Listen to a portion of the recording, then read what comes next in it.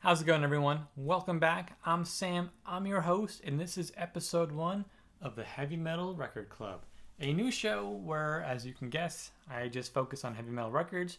And you're probably wondering, wait a minute, isn't that what you used to do in the past? Well, in the past, they were all mystery record unboxing videos, and guess what? I hate opening up cardboard live. It's not fun. I hate it. And since all those videos were either all metal or film scores, why not just give them each their own little show? It just makes sense to me. So that's what we're doing. So again, episode 1, Heavy Metal Record Club. Thank you for joining me. A little housekeeping to start off with. If you're new to the channel, again, I'm your host. My name's Sam. I do a show like this every single Monday. I tend to do heavy metal records, film scores on vinyl, and also bizarro horror cult movies on Blu-ray. I kind of just showcase what I pick up from my personal collection. I just like talking about it. I like sharing it. I like turning people on to new movies and new music. And please do the same for me. Drop a comment below. Feel free to like and subscribe. If you like any of those things I just said, check out the channel. There's a whole backlog of videos you can watch now. And we do this every single Monday. Done. So let's get to it. Got a couple records. They're all from familiar artists that I have gone on at length about before in the past, so I'll try to keep it a bit brief when it comes to bios and whatnot. But the first one is none other than these boys right here, Enslaved. This is their latest album, Utgard, which came out earlier this year, and it's good. Expectations were obviously really high for me, coming off of their last album, E, which I think is phenomenal and one of the best records of the last decade. I was very, very excited for this one. And also, like E, the single Homebound took a little while for it to really sink in and click with me. On E, similar story with Sacred Horse or Storm Sun. I heard them both, and at first I was like, I don't know about these ones. Gave enough time. Love them now. I think they're staples. Glorious. I think they're brilliant, amazing Enslaved tracks. And, even good Enslaved is still great Enslaved. This is an album that, even though I can't really tell you a single title aside from Homebound, I can still honestly say that when I put this on, I listen to it front to back and I really enjoy it.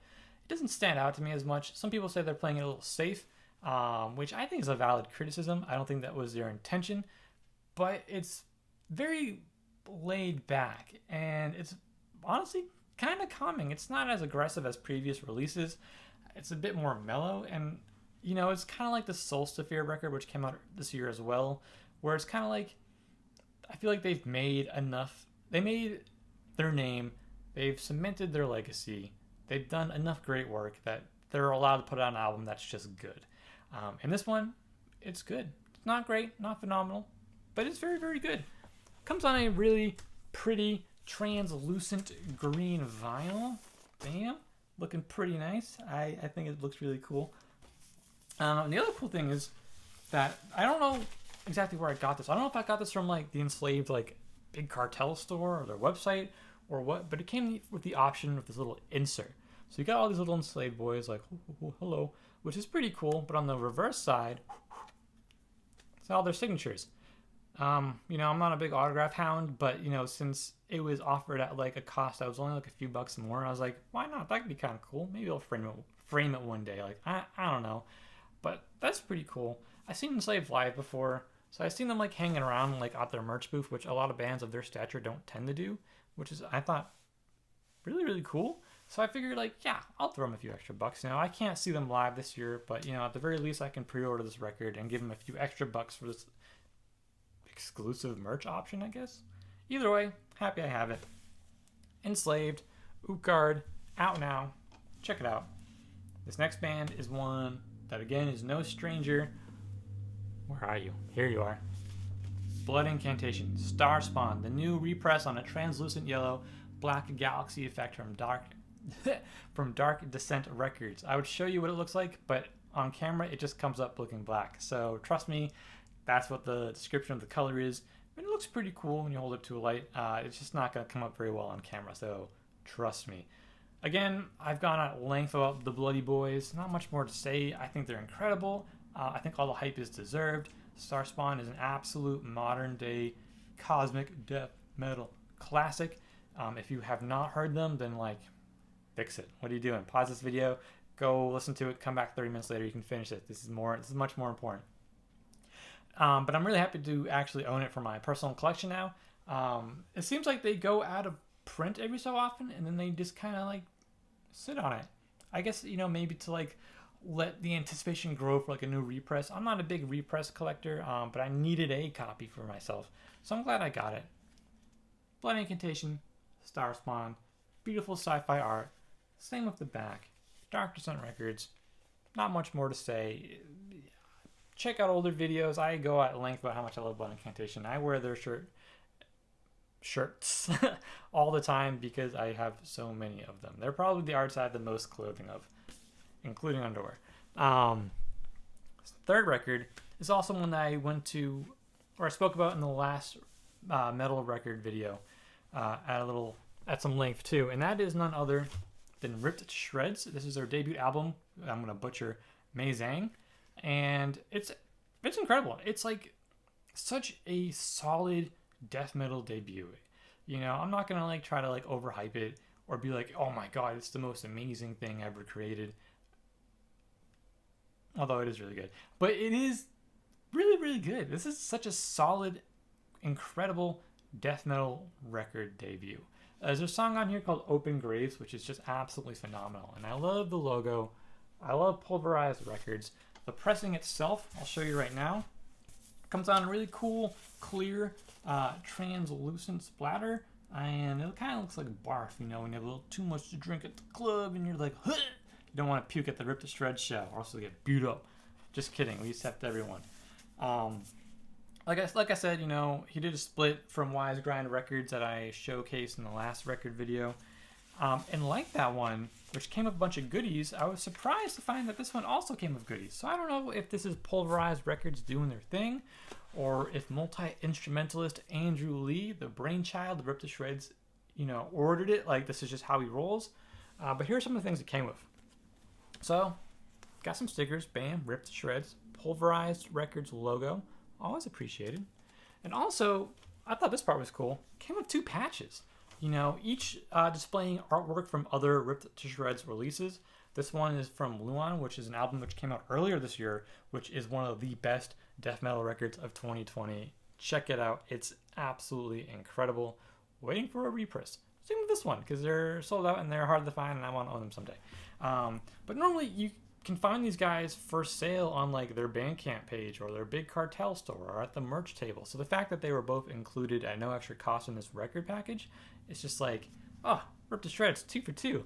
Just like sending all these little goodie bags, and it's just like, it's great to see the underground scene alive and well and still doing stuff like this. Absolutely big fan. Puts a big warm smile on my face and my heart. It makes me feel really happy. And last but not least, it's 7-inch time. A tradition that we're still going to keep as long as I keep getting them. So this one is a 7-inch split from an artist that I love, that I can't pronounce, with another artist I've never heard of, but also can't pronounce. But the first artist that I do love, I have showcased multiple releases on the show already. And that is Lustre. Oh, there it is. Lustre and Feigur? Lustre. Feigur? Lustre. I call it Lustre. It's probably wrong. If you know, or if you're actually watching, please correct me so I can say your name correct. I'm so sad about it every single time. I want to share the love, but people are going to go Google something else because I just don't know how to pronounce it correctly. 7-inch, I found this one on Discogs, didn't know existed. I've never even heard this track before, but like I said, I've been collecting his releases. I like him a whole lot. He combines black metal with ambience and dungeon synth, and if you like any of those words, then you have got to check this out. His music is just so beautiful. It's like, yeah, honestly, I think his music's really beautiful. He has an album, I think it's called like Still Innocence, and it's just like, when I first heard that, I was just like blown away. It's just unfathomably beautiful to me. It's so utterly moving. And most of his releases that I've heard since then fall into that category as well. It helps me sleep when I can't go to bed at night. If I'm reading a book, I need a little ambience in the background. Bam, that's there too. If I'm trying to focus and write, like a metal review or something like that, bam, I put it on. It helps me get through it. It's just so calming and soothing and subtly aggressive. So it's still got that little like metal edge to it, but it's just so nice. I feel like I have to whisper when I talk about it because I don't want to hurt anyone's feelings. It's just such a fragile, beautiful music. Lustre, if you're here, I love you. I love all you do. Still slowly going through the discography, collecting what I can that's available on record. And it's really, really good. This one's put up by Final Agony Records, a label that honestly I'm not super familiar with. But they got a cool little design at the bottom. So yeah, take a look at the boy inside. You got Feigur. You also got Lustre, who looks kind of cold with that hoodie on. You know, all these black metal boys are always so cold. You gotta warm them up. You gotta bring them inside and just be like, we gotta warm you up. Here's some hot cocoa and some Campbell's soup or something like that. With that being said, this brings today's episode to a close. I guess it helps that all these artists are A, for the most part, quite popular, or B, artists that I've already gone to at great lengths before in previous episodes. So I don't want to bore you with the same intel over and over. Just know that all these artists below, I love. Except for Feigur. I don't know who that is, but maybe I'll grow to like him too. We'll see. So again, very happy to do this show every single Monday. I'll see you all next week. As per usual, like and subscribe, share with your friends. Let's get into the holly jolly atmosphere of sharing metal music.